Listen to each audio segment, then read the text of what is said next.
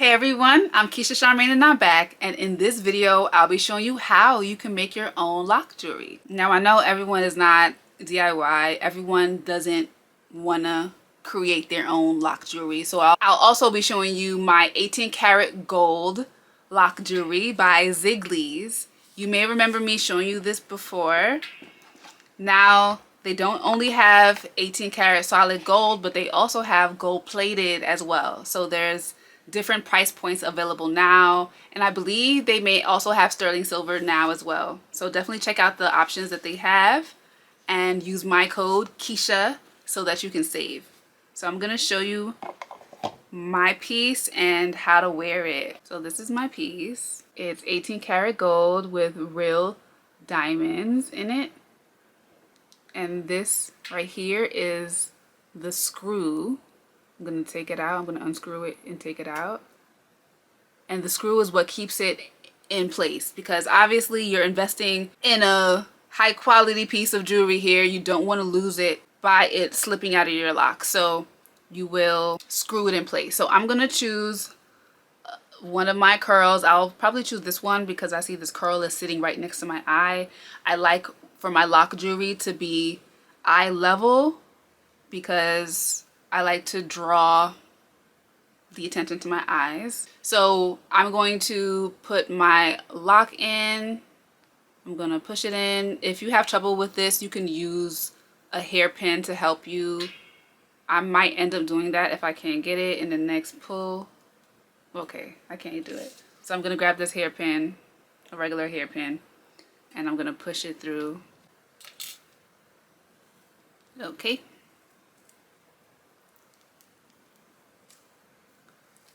And I'm going to have it sit right there. So now it's time to screw it in place. Screw hole is right there. My big face is probably ruining the autofocus on the piece, but you can see where the hole is, right? I'm going to stick the needle, not the needle, the screw, right into that hole.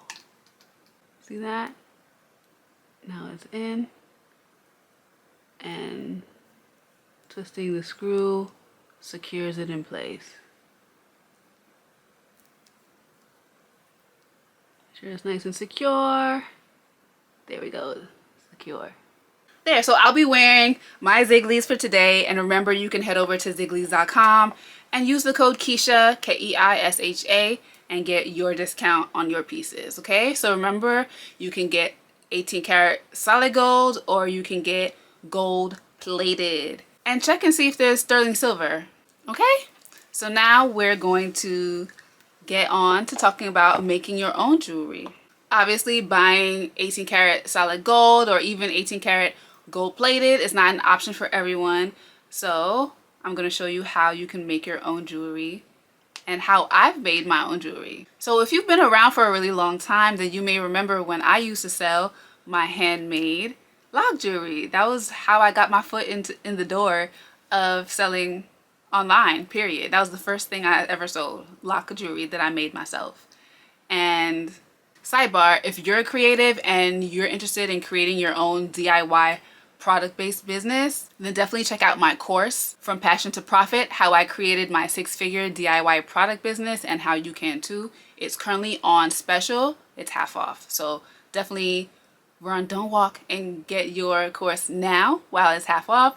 So yeah, I started with the lock jewelry and I made my way to products. You may know that our products launch monthly now, from the 15th through the 18th of every month, which is around the corner. So definitely pre-order now to make sure you get yours before they sell out. We have the Rose Water Moisturizer for hair moisture and retention. We have the Horsetail Leaf Growth Oil to seal in that moisture, to encourage strength, and of course promote growth. We also have the Emu Oil Growth Drops as well for problem areas like the hairline, thinning areas, bald spots. And our seasonal herb and lime oil, which is only available in the spring and summertime. So definitely head over to KeishaCharmaine.com and grab your products now.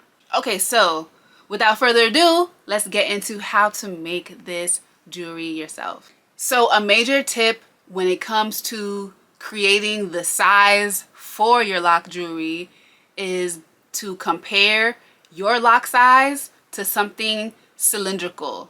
So maybe your locks are comparable to the size of a pen, in which case you can use your pen to create your lock jewelry around. If your locks are thicker than a pen, you can use the Sharpie to create your locks around. So you want to compare some sort of, that'll make it a lot easier and neater. If you have sister locks or micro locks, then you probably don't want to create your lock jewelry that tiny. I mean, if you do, that's your choice. However, what's probably best advice is that you use a size like a pen or pencil, and then you can fit multiple locks inside that piece of lock jewelry rather than trying to find something super small for your micro lock or for your sister lock.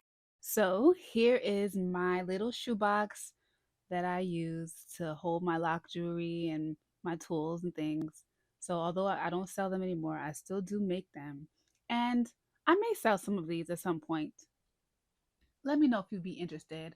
Send me an email and maybe I'll do some. So as you can see, I tend to stick with gold and silver, and they are made from copper wire. So you can get your copper wire in different gauge sizes, whichever floats your boat. And if you plan to add charms like I do, you'll also need jump rings. And please excuse my nails. I'm trying to be a DIY nail girly. I'm working on it. I think I thought I was a bit better than I really am. And I tried this design that just did not work. I tried it with gold. I had to file the gold off and then I did pink. So it looks a mess. So please excuse my nails. But yes, if this can focus, there we go. You can see that you can get some charms with some words on it, maybe some affirmations or something. Like, go ahead and dig and search, like search online. A lot of these I got from Amazon a while back. Wherever they sell crafts, you can probably find some cool charms. As far as other materials you need, again, jump rings. These are the little rings that help the charm dangle, and their essential purpose is to connect the charm to the ring part of the jewelry. And the actual tools you'll need are pliers. So these pliers differ. The one that I use the most is, I find it to be the most useful and I can get the best grip.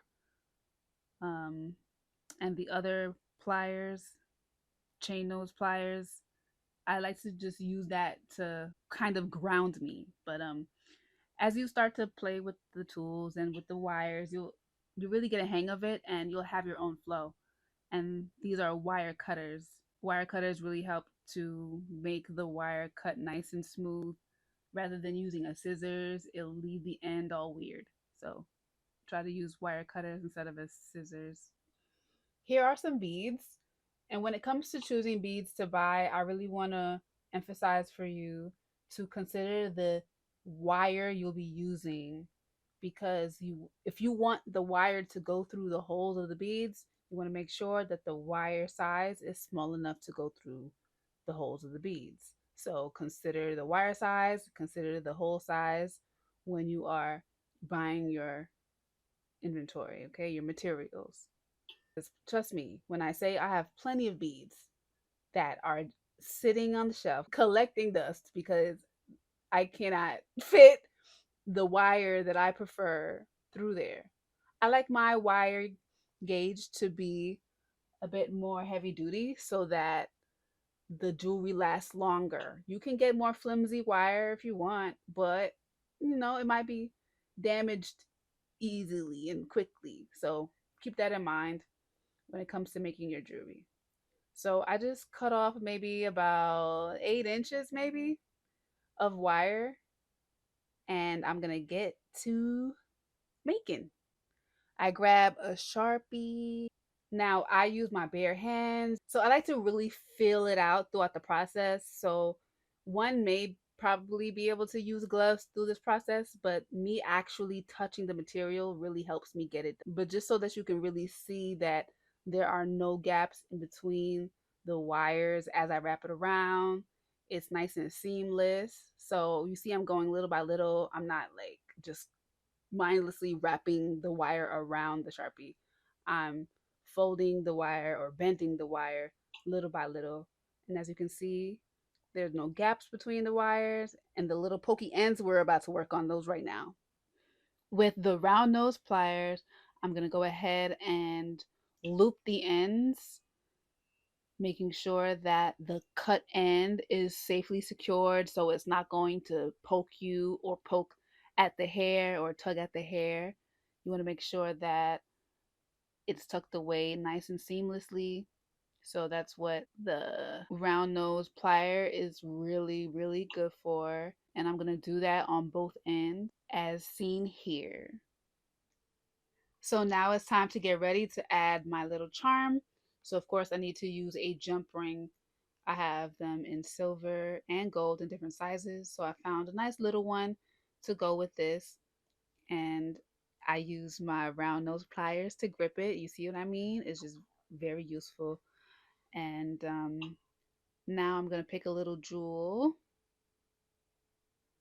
I grabbed a little diamond looking piece, and now I'm going to attach it to the jump ring, making sure that the diamond side of the piece is on the outside part.